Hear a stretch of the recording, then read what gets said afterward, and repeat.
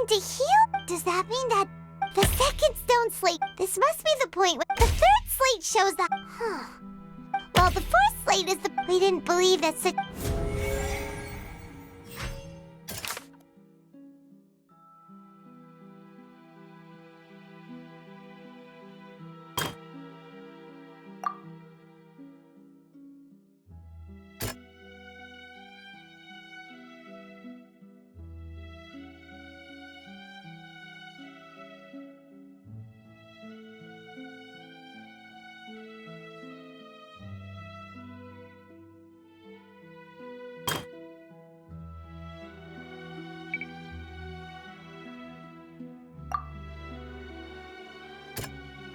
That doesn't sound...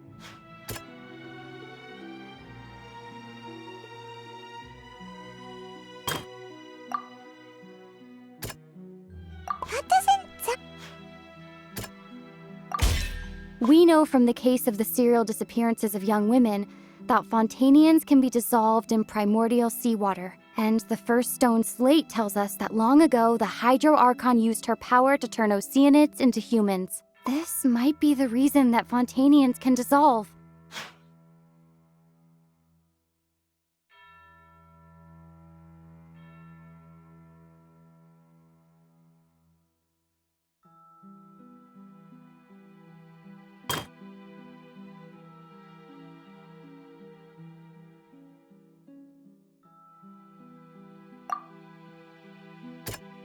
That doesn't sound...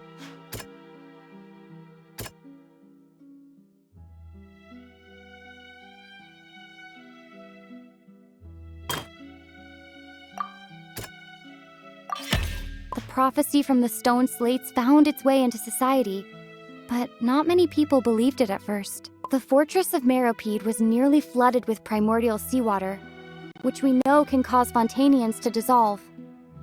It seems increasingly likely that the prophecy may come true. If we hadn't dealt with it in time, things could have gone very badly.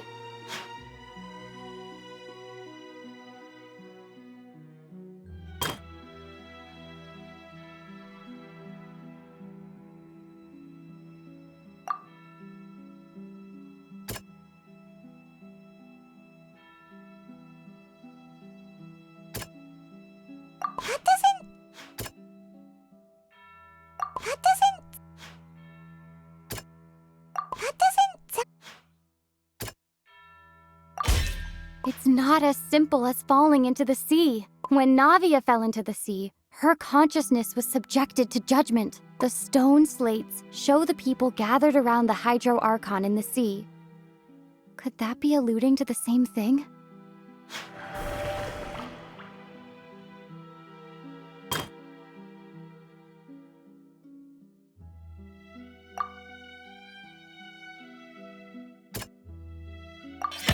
Perhaps what is about to take place has all happened before. The true sin of the Hydro Archon that Nervilette mentioned, and the original sin cast down on the people of Fontaine by Celestia as recorded on the stone slates. They'll dissolve into the primordial sea but won't cease to exist. Their essence will flow in the seawater, converge, and take the form of an Oceanid. The Hydro Archon was sentenced to death in court, shocking everyone present. Perhaps this means that her sin was actually Fontaine's original sin.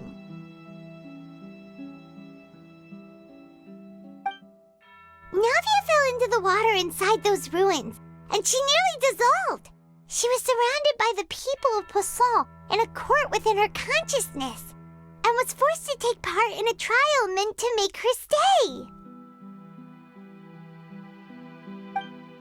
The eruption of the primordial sea at the fortress of Meropide was the surest sign that the prophecy was about to come to pass no matter what.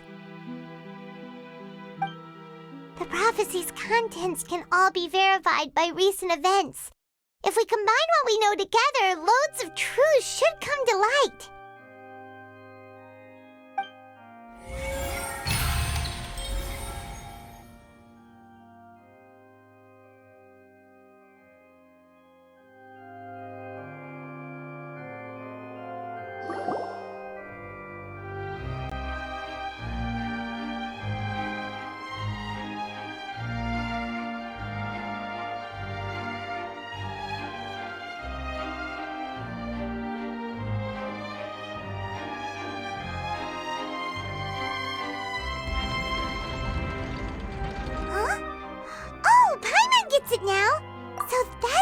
can make sense of it.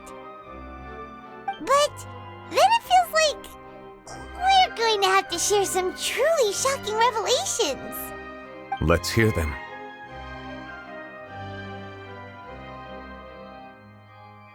Incredible!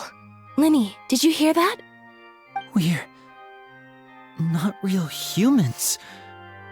All Fontanians were originally created by the late previous Hydro Archon, with Oceanids as their basis. The evidence for that can be found in how only Fontanians could dissolve in primordial seawater, and how all the girls Vacher dissolved were also turned into Oceanids. Oh, and according to Navia, when she was about to get dissolved, she also saw everyone gathered around for a trial, all of them in the shape of Oceanids. Indeed.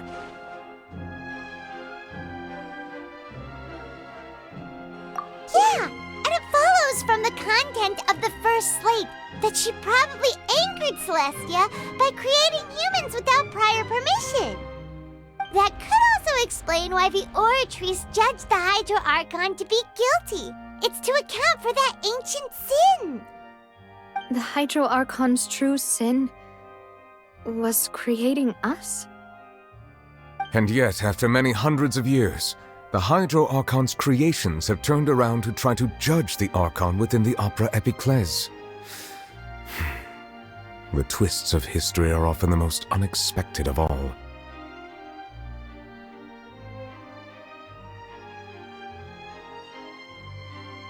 Yeah, isn't the image here just like when Navia fell into the sea?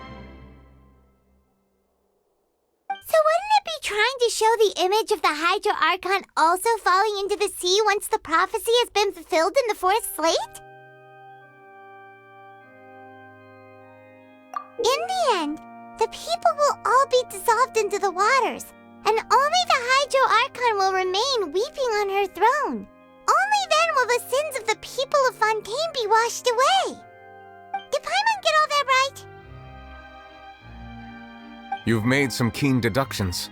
I must say, given how much you still don't know, it is impressive that you've already managed to connect so many pieces of the truth. However, while you were able to decode all the information on the slates, they've also been etched with an additional layer of hidden information using a different power source. When we were at the ruins, I tried to decipher the hidden information recorded in the slates.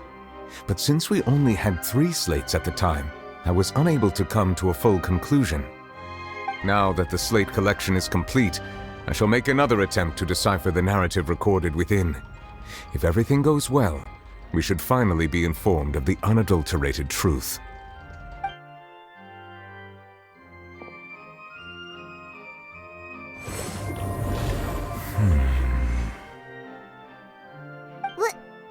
Well? Did you get it? I believe I should share this truth not only with you, but with all the people of Fontaine as well. I will try to briefly summarize it for you.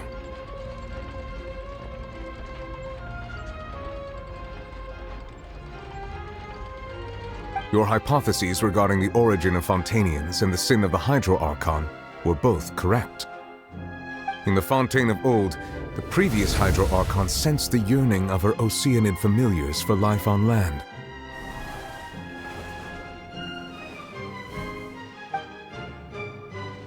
The Oceanids were enamored with the beauty and romanticism of human beings, and wishing to have those experiences for themselves, expressed to the Hydro Archon their desire to become of a similar kind.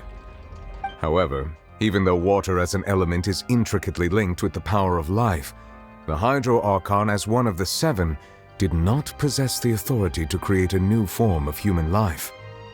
Not one to give in, she eventually found a way to create permanent humanoid bodies for her familiars by appropriating the power of this planet's primordial sea. She poured primordial seawater into the Oceanid's blood vessels, creating humanoid mimics in the process. But if Fontanians were to ever come into direct contact with water from the primordial sea, the power within their bodies would escape these artificial restraints and return to the sea. As a result, their forms would collapse, and they would be reverted to their original forms as Oceanids. Of course, the Hydro Archon never received permission from the heavenly principles to create a new human race. And thus, the Hydro Archon and all of her creations came to shoulder the original sin of appropriating the power of the primordial sea. That is the true history of how the people of Fontaine first came into being. So we were all Oceanids before we turned into human beings? That's way too much information for me. I think I'm just going to pretend that I never heard a single thing. Wait, but if that's the truth, we can't let the Hydro Archon be sentenced to death. After all, her only sin was creating us. This really might be too much information for your regular Fontainian, but it does answer a lot of our questions. Alas, your hypothesis regarding the third and fourth stone slates was inaccurate. The slates' respective positions are, in fact, correct. A key point of the visual on the third slate is how all the individuals depicted in the water are humans rather than Oceanids. They have not been dissolved, which implies that the water depicted in this slate is not water from the primordial sea. The nation of Fontaine is the nation of Hydro, as well as the nation of trials and justice. Instead of being the literal element, the water in the scene symbolizes judgment and justice. You may also recall Navia's experience. When she fell into the sea, her consciousness was surrounded by that of many others who intended to hold a trial to determine her fate. Therefore, the meaning of the third slate is that the people of Fontaine shall try the Hydro Archon at the court of justice.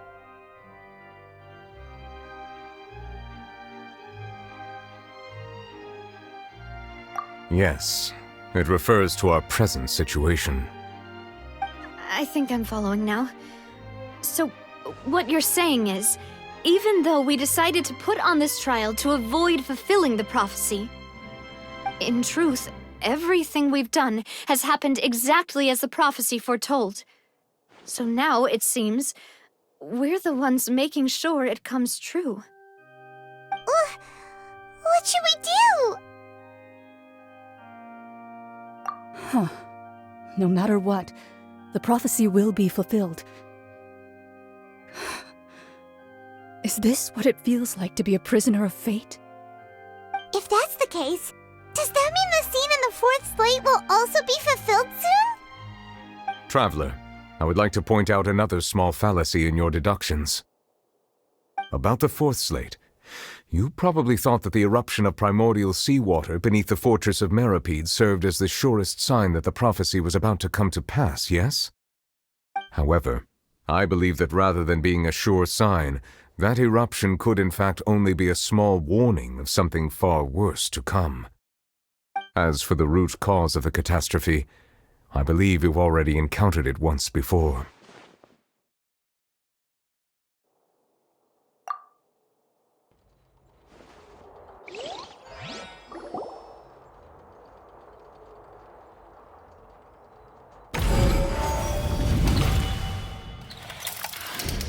This eruption was just a small warning of the things to come.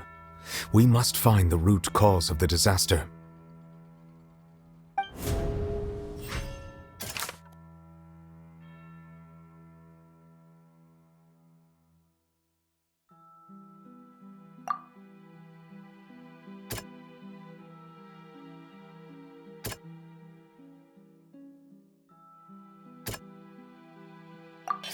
It was both dream and reality. If we're talking about a true culprit, that could only be that thing inside the primordial sea, right?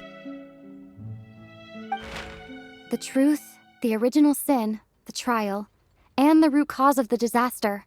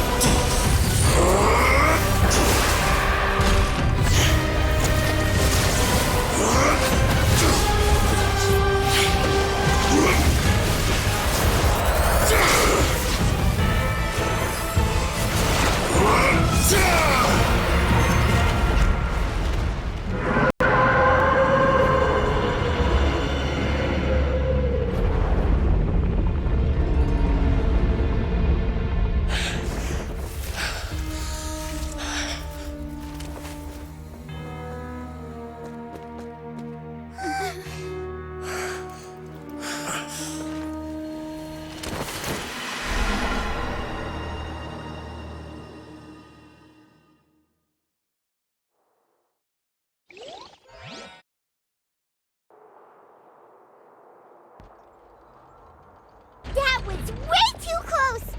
How did that thing just burst into the Opera House? Wait, was that the huge whale you saw in your dream?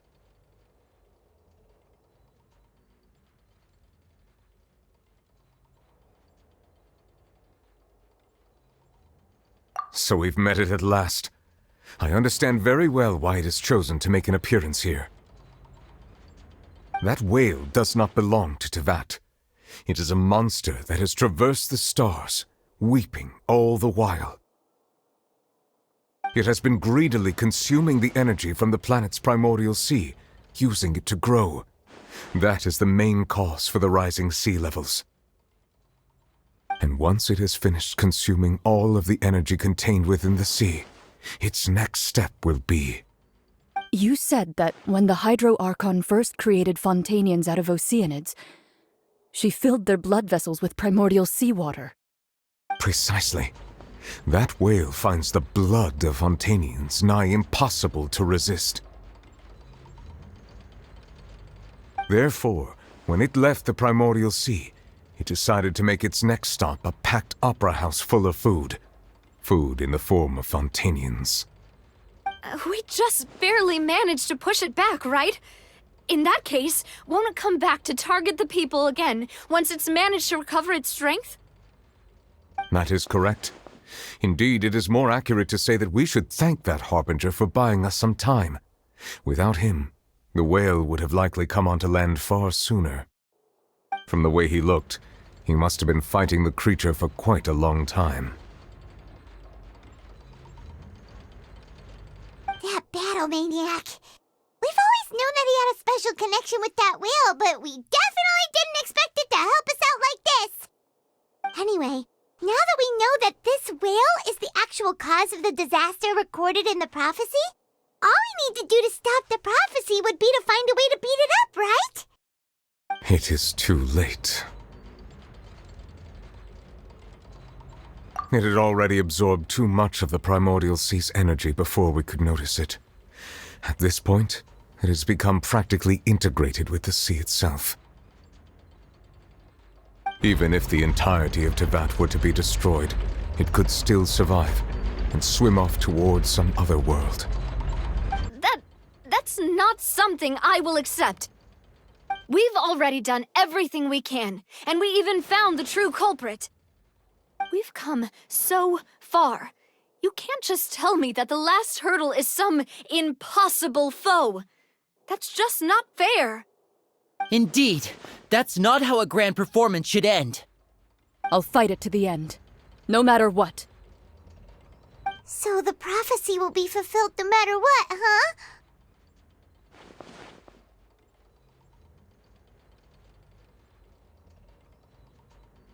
The prophecy. Yes, what has been prophesied will be fulfilled. You may view such things as the history of the future.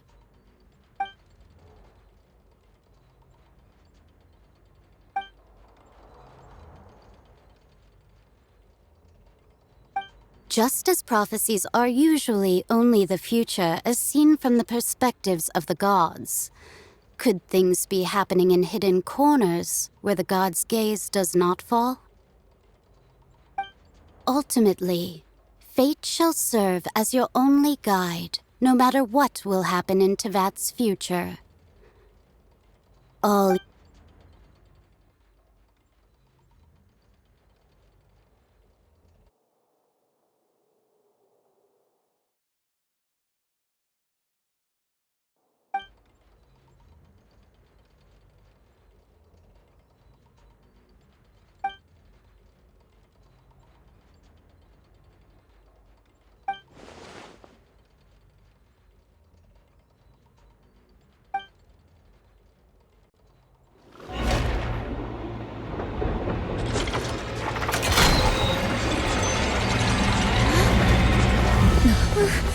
What's happening with the oratories? I believe it is preparing to carry out the death sentence.